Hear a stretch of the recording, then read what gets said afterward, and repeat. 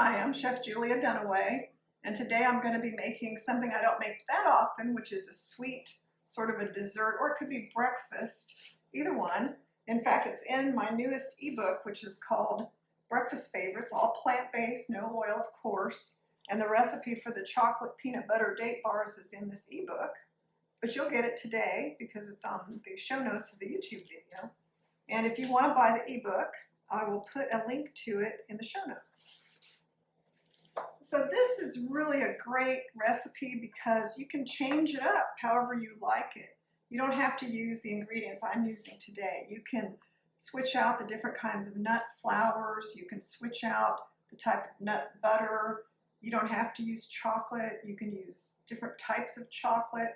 And I really like that about recipes because you're not locked into one single recipe. But this one starts with a no-bake layer. It's kind of like the cookie layer. Not really cookie, but like a no-bake cookie.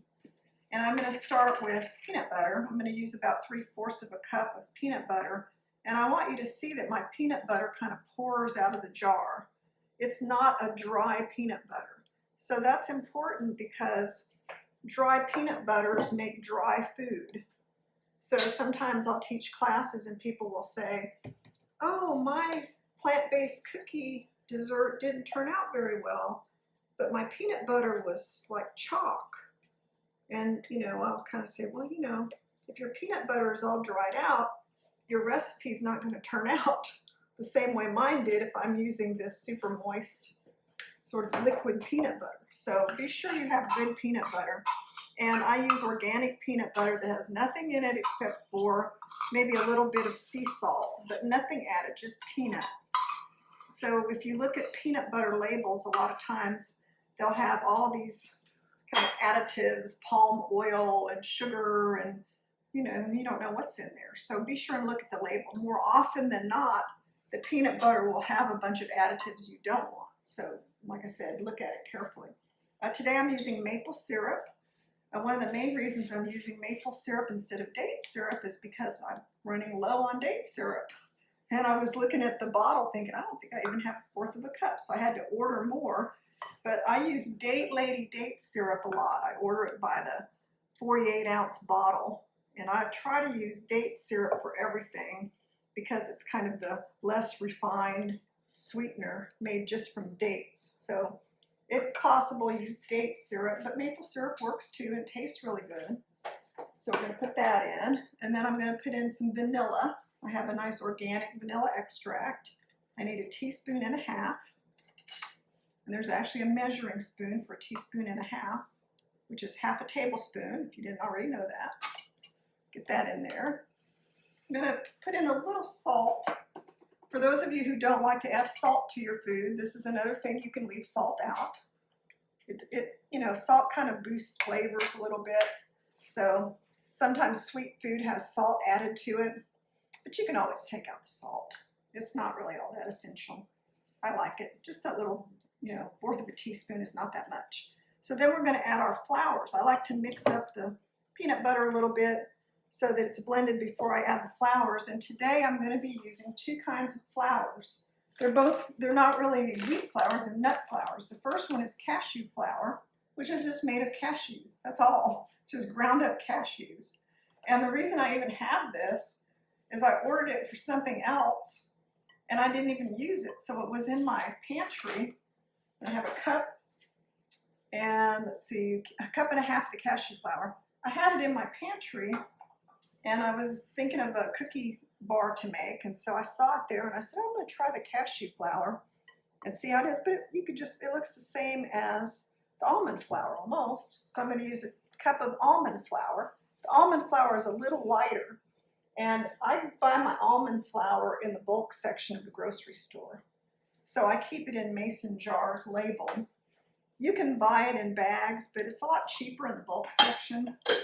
So that's typically where I get it. So just 1 cup of almond flour, but let's say that you didn't want to use cashew flour, that somebody in your family is allergic to cashews, which my oldest son is allergic to cashews. I found that out one time when I made blondies full of cashews after I saw an episode of Food Network.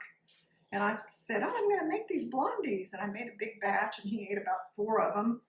And he ended up in the emergency room. We found out that night he was allergic to cashews. So apparently cashew allergy is not uncommon, and he's not allergic to any other nuts. So there you go. So you can, instead of cashew flour, you can just use all almond flour. Okay, and then I'm going to add, and see, I'm not really mixing it up all the way because, you know, it's not going to mix up to be a wet looking item right now, because we're going to just end up pressing it down, and then you'll see that it's a little bit moister. This is another thing that I had for another recipe. It's pumpkin seed protein powder, which it says on the back, pumpkin seed protein powder. And I ordered this for some other recipe, and I don't like to just, you know, order something and then never use it. So I had it, I thought, well, I'm going to start adding it to my baked goods because it does have a good protein content. Oops, got a little messy. And so I started adding it to, you know, banana bread and zucchini bread and different sweet recipes like that, cakes and breads. And it really is good, and it's just ground up pumpkin seeds. So again, pumpkin seeds have, you know, good sources of nutrients and some protein. So I put that in there. And then the last ingredient is the dark chocolate. So how do I know that this isn't too dry? Well, all I have to do is first of all get it all off the spatula. And then we'll just take it and we'll squeeze some of it. Before we start adding the chocolate, I'll just kind of squeeze it because I know if I can press it down and it's kind of moist, then it'll be fine, and it's fine. So don't be misguided by the way it looks in the bowl. It's going to look kind of dry. If you think it's way too dry, you can always add just a few drops of maple syrup to it at the end. And we might do that. I might look at it and decide that it's a little too dry, and then I might just splash in a tablespoon of maple syrup. But I'm not going to do that yet. I'm going to do the chocolate. So I have some different options for chocolate. And one thing about eating plant-based is chocolate can be something that has hidden ingredients, like dairy products can be in chocolate. So you don't really know until you look at the chocolate label, and they usually don't say it's vegan chocolate. Usually it just says it's dark chocolate. But if you look on the back and start looking at the ingredients, really it should only have the cacao butter, sugar, and maybe some, this one has soy lecithin, which is okay.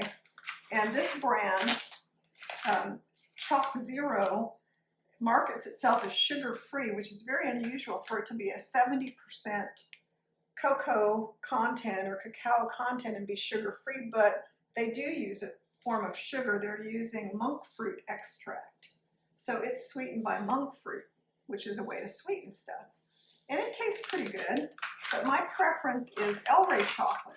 So El Rey chocolates are from Venezuela, and there's a company, there's a shop here in Texas called the El Rey Chocolate Store, and it's in Stonewall, Texas, or Fredericksburg. It's in that area. And they'll ship it anywhere. And they ship it on this special kind of ice that doesn't melt. And so I get it all the time. I get it shipped from them, and I've actually been in their store. But the El Rey chocolate, they used to carry it in our local gourmet grocery store, but they quit carrying it. And so I couldn't get it anymore, but I think it's worth having. So I've got the 64%, and then I have the 70%. But today I'm going to use the 64%. I also have a 61%, and this is one I've used a lot. It's not quite as dark, but it's very good tasting. It's a good eating chocolate.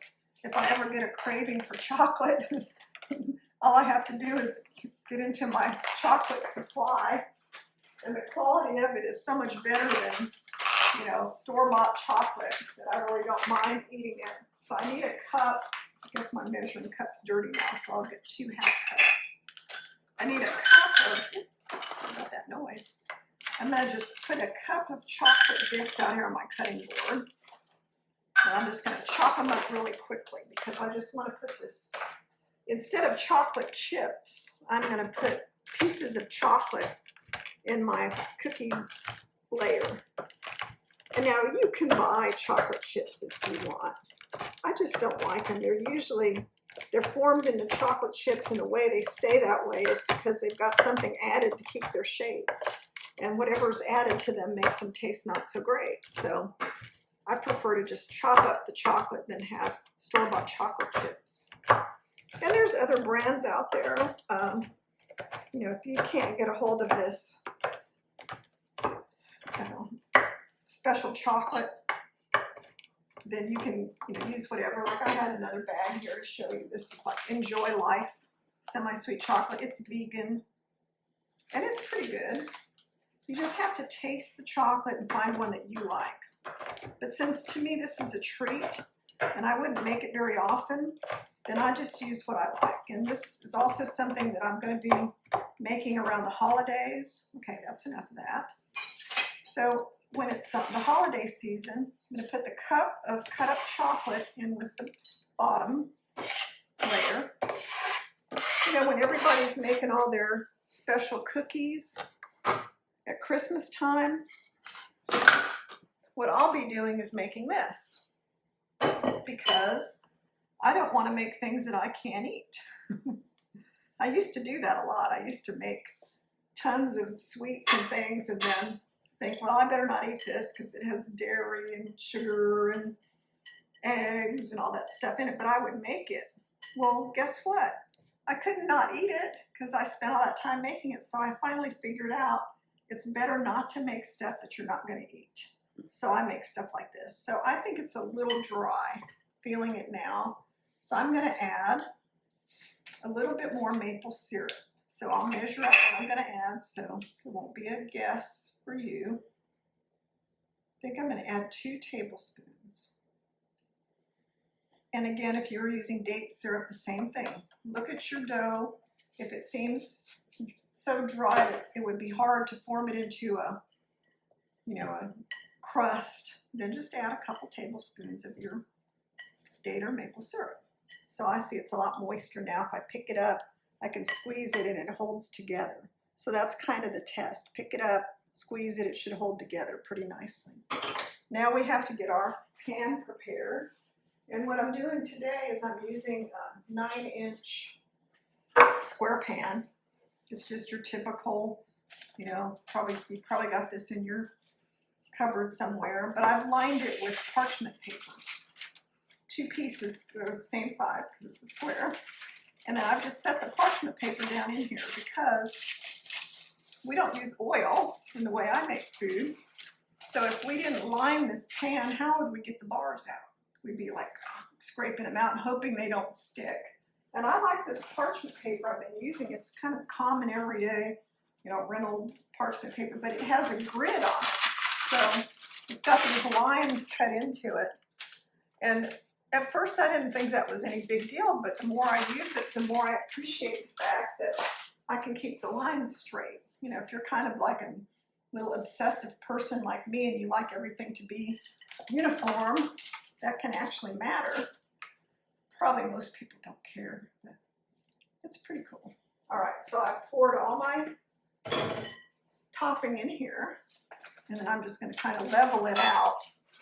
But I want to press it down because I want it to look like it's all, you know, a layer.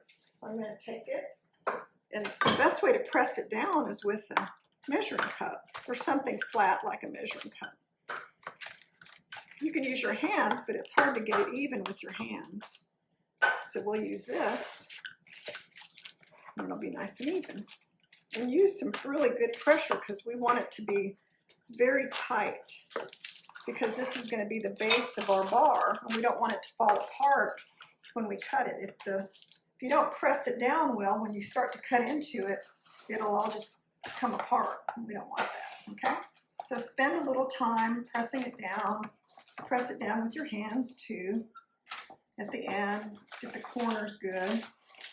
And that's it. That's our no-bake cookie layer. You can see the nice chunks of chocolate in there, and you can see the, you know, it's got the peanut butter, and it's all blended together nicely. And if you wanted to, you could just sit there and eat handfuls of this. Don't ask me how I know that. I did sample a little bit sometime, but you know, it's good. It's good like that. So I'm going to move over here And we're going to make the topping. I don't need these things anymore. Set them off to the side. So my topping ingredients are sitting out right here. It's going to have 1.5 cups of nuts. And for today, I'm using pecans. These are pecans that I got in San Saba. In Texas, there's a place called San Saba, S-A-B-A. And every year in the fall, we go there and get pounds and pounds of their pecans right from their pecan orchard. And what I love about that is pecans from the pecan grove or orchard taste amazing. They taste unlike the pecans that you get in the packet in the store that have been in a warehouse for who knows how many years, months. There's just nothing like them. And you can sample the pecans and decide which ones you want to buy. So we'll probably go again this November. Then I'm going to use 2 tablespoons of cacao powder. Cacao powder is not cocoa powder. It's a little different. The difference between cacao powder and cocoa powder is there's nothing in this but organic cacao powder. All right, if you look at your cocoa powder in the regular grocery store, the cocoa powder will have several ingredients, but it's also processed differently. It's more of a processed, this is processed too, but it's processed with other ingredients, maybe some different preservatives, maybe some chemicals. It just doesn't have the antioxidants, it doesn't have the nutritional benefits of cacao powder. So we're just going to blitz this until it's ground up.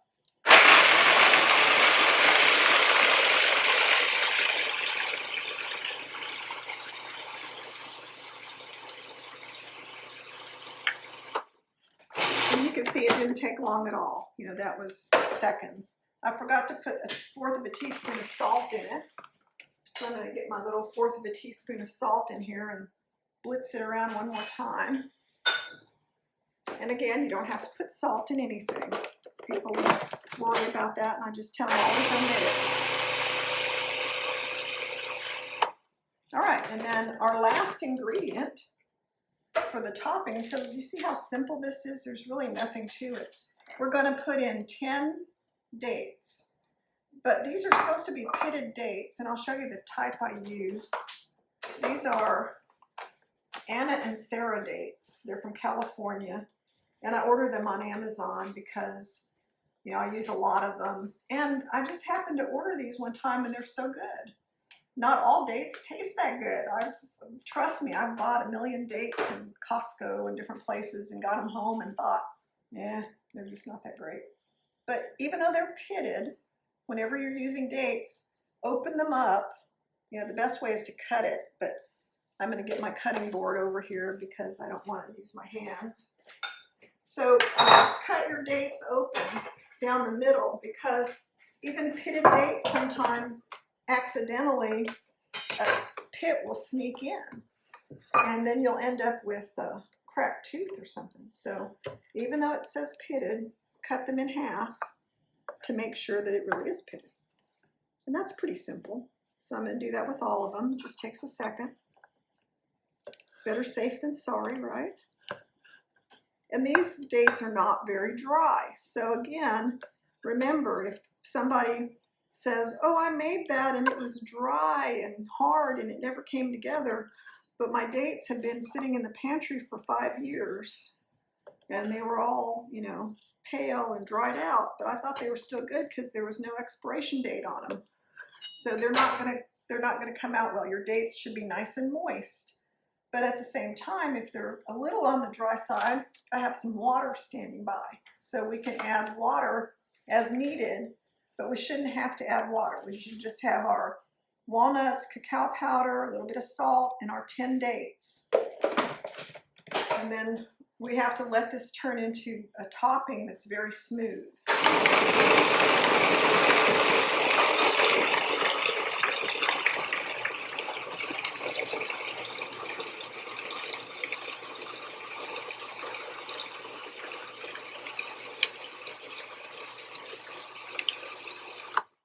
So I can see that it's not getting really smooth. It's kind of dry because I'm touching it. It kind of holds together, but not as much as I want it to. So I'm going to take my water, and I've got 2 tablespoons of water here, but I'm only going to use a tablespoon. And I'm going to put that in and see if it starts to come together more.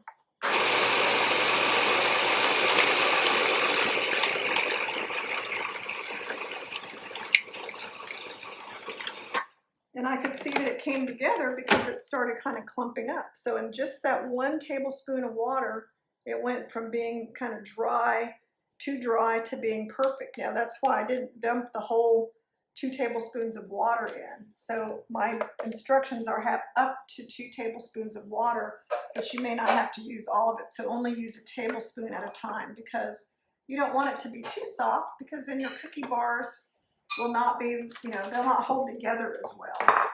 So what we're going to do next is we're going to take this and we're going to get it on top of the cookie layer and spread it out. Very easy. And this, I love the way this date and cacao powder comes together, and it tastes really different.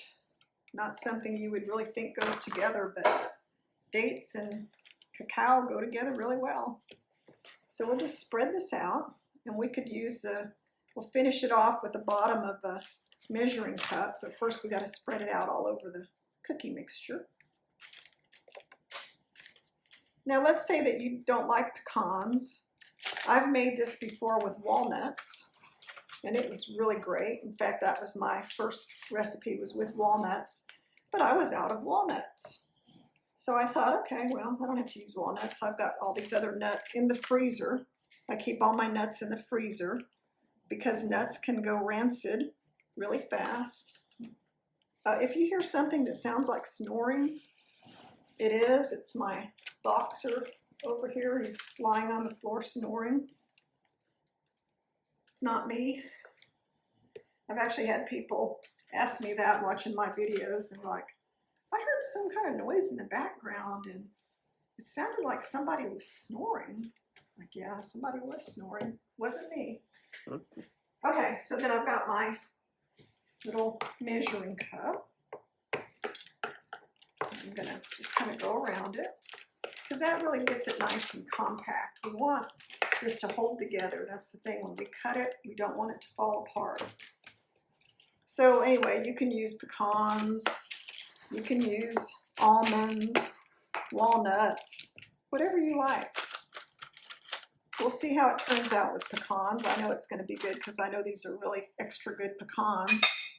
And then we're going to cover this with some chopped pecans. So I'm going to set this over here and chop up some pecans really finely. So I'm going to take these pecans and get them chopped up so I can put them on top, because that looks really cool. Then you can kind of see what you're eating too. You can see that it has, what kind of nut it has in it. So if you were using almonds, whatever you use, just chop it up really fine. Yes, I know I could use the food processor, but my experience with using the food processor to chop nuts is then they're so regularly shaped, and they can go from being gigantic to being a powder in a blink of an eye. And I don't want them to be so finely ground that they don't look like the nuts that they are. I want them to kind of be still in the shape of a pecan. So you could look at this and say, oh, those look like pecans, not just powdered nuts. So I'm going to just kind of lightly sprinkle them on top of my cookie bars. Just like here. Spread them out. And again, we want to press this on here, because if we don't press it on here, guess what? When you cut it, they'll all fall off. So we're even going to press the nuts into the date mixture so that we're sure that it's going to stay put. They're not all that evenly distributed. A little sloppy here, but you get the idea. When you make it, you can make it look perfect. My food doesn't usually look perfect, but it tastes good. All right, so we got all this on here. And the last step before we throw it in the freezer is I like to use this ingredient. To me, it's really good. I'll have to put it over here. It's called Malden Sea Salt. And you don't have to use it. I know the salt haters will say they don't want to use it, but it's really cool. It's little crystals of sea salt. And they come from a place. See how beautiful they are? England, and they're harvested from the actual sea salt. But they're used in a lot of gourmet recipes, and I'm kind of crushing them up as I sprinkle them on here. There's just something about getting a little tiny piece of crunchy sea salt in your bite of chocolate, date, cacao flavor that makes this kind of pop. It just makes it taste so wonderful. So I like to use that little pinch of sea salt, but you know, again, you don't have to. So the next step after this is we have to get this in the freezer for about 30 minutes. Now, you can keep it in there longer than 30 minutes. 30 minutes is the minimum, because in 30 minutes, the peanut butter, no-bake cookie layer, and this date cacao powder layer will come together. It will, you know, it'll solidify so that we can cut it. And then we'll come back and cut it, and you can see what the finished bars look like. All right, well, after just a brief 30 minutes in the freezer, the date chocolate bars are ready to go, and they just lift right out of the pan because they have the parchment paper on them. So that's the wonderful thing about having the parchment paper, because I didn't have to worry about trying to get them out of the pan. And you can see the sides are nice and straight and even. And I'm not going to cut them with a knife, because cutting them with a knife can tend to make things crumbly and uneven too. So I'm going to use my bench scraper tool, and I'm going to just cut them in half. They might be a little hard to cut because of the frozen chocolate chunks. So that's the one thing about cutting these, is when you have big pieces of chocolate, the big pieces of chocolate can interfere a little bit. So I've got them in 2 pieces. Then I can decide what size I want. Do I want to cut them in squares or bars? I think I'm going to cut this part in squares. And then I'm going to cut this part in bars so you could see both types. So in squares, just cut it in half. And then we've just cut these in, just cut them in half. Crunch, same thing on this side. And on the bars, let me move these off to my cutting board here. Now these little bits and pieces that stayed on the board, you know, those are the things that the chef gets to nibble on later. All right, they look fantastic. And I don't know why those did not stay with that one bar, but it's okay, we won't worry about it. All right, so then cutting them into bars, again, we can cut it in half. And then we can decide how, I think I'll cut it about that wide. Then I can make it into 3 sections. And that kind of gives you the long bar shape, which I like. We can line those up.